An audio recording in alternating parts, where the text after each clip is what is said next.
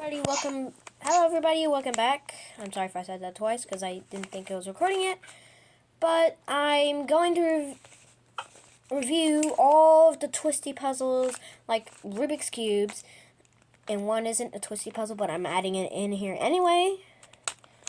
But, I'm going to review all my twisty puzzles and stuff.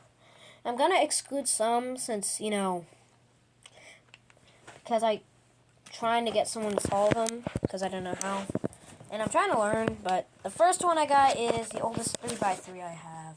It's an old Rubik's brand. Doesn't turn all that great because it's pretty old. But, hey, it still turns kind of good. But, it's still a Rubik's brand. And as you know, in cubings, Rubik's brands aren't the best. Then we have this, this ball. I don't know what it is. But you go in the holes and push the balls to move them. Like that. And it clicks. I can solve this. I solved it a lot over the years I've had it. But, and also Bella's right here with me. She's on the phone right now. With me. Because, I'm always on the phone with her in my videos. So, yeah. Oh, and Bella, if you want to talk, you can talk. You know that, right, Bella? Bella. What? If you want to talk during the video, you can talk, okay? Okay. Next, here is Rubik's. I forgot the rate. That's video. So I give this like a 5.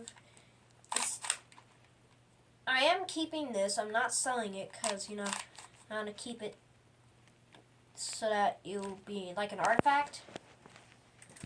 And I give this about like a 9. Next, I have another Rubik's brand. It's a Rubik's Phantom.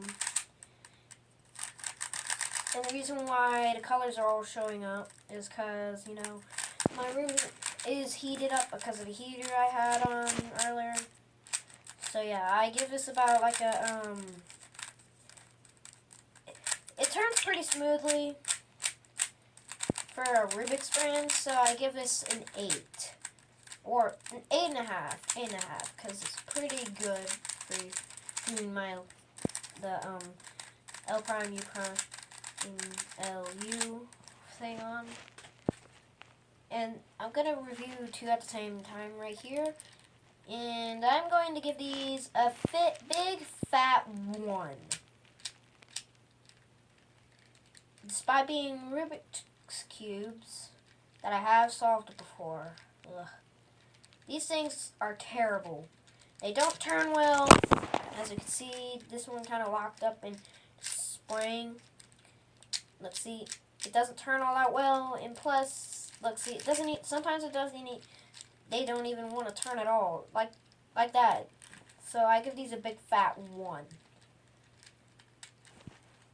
This next one is my favorite mini 3x3 that I actually use. It's the Sheng Mini 3x3.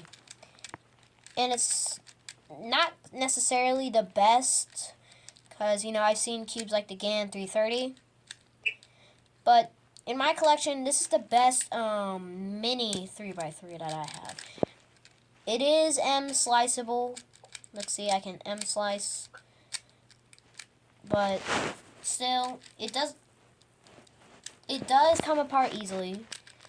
Not too easily. Like, I can just pop out a corner whenever I want. And I can put it back in. And it still works. So yeah, I give this a 9.5. Next is the Cuboid. It's literally called the Cuboid. And it's one of the easiest puzzles I have. I am capable of solving it, but I don't know my times for solving it yet, so I'm gonna have a video dedicated to that. And I give this about on the fun scale, I give it about a 10. So that's our first 10. Now we have a modern day regular Rubik's brand. I give this about an 8 because it turns smoother than other 3x3s I've used. But I did use this as my main for a minute until I got the next cube. No, that's not what the cube is called. It's just I'm referring to it as the next cube. And this is a Moyu sub-brand. Turns a lot smoother. This became my main for a minute. It's a Moyu Next Cube, which I also got with the next one. And this next cube, I give about a 9.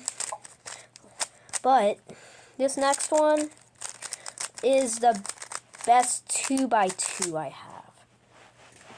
So this is the next cube, Moyu Next Cube 2x2. And as you can see, it's pretty smooth. I can also do this on it. Oh. But it's a solid option for a 2x2 if you're in a Walmart and just want to get a 2x2. Now this is the best turning cube I have in my collection. The GAN 356M. It turns pretty good. It's not maglev, but it does have magnets in it.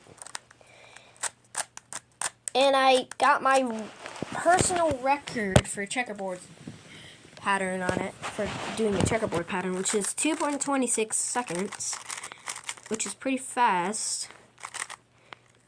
And I almost messed up there.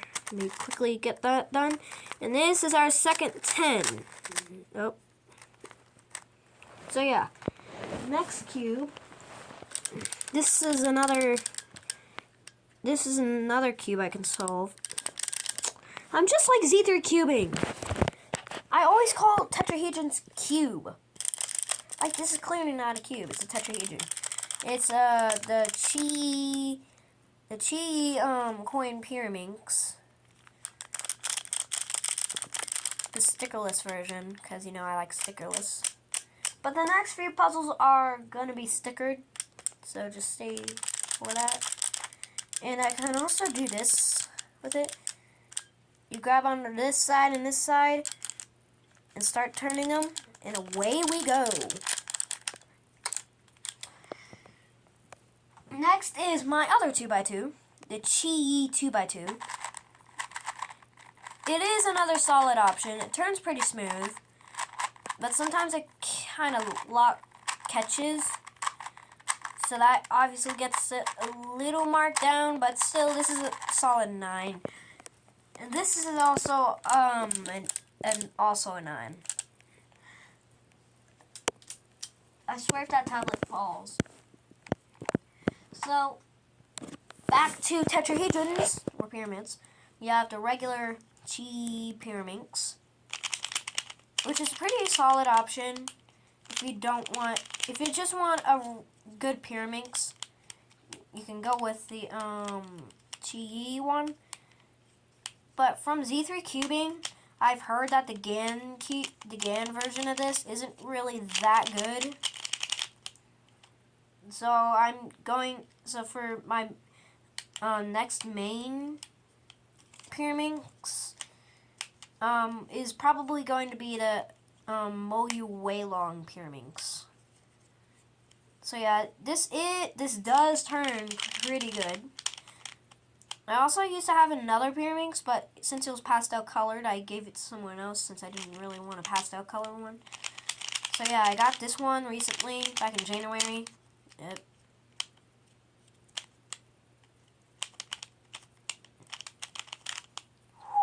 Almost messed up there. So I give this a solid 9. Now this one is actually a shape mod of a 3x3. At least I think it is a shape mod. But it's from Chi. It's the windmill cube. It is stickered.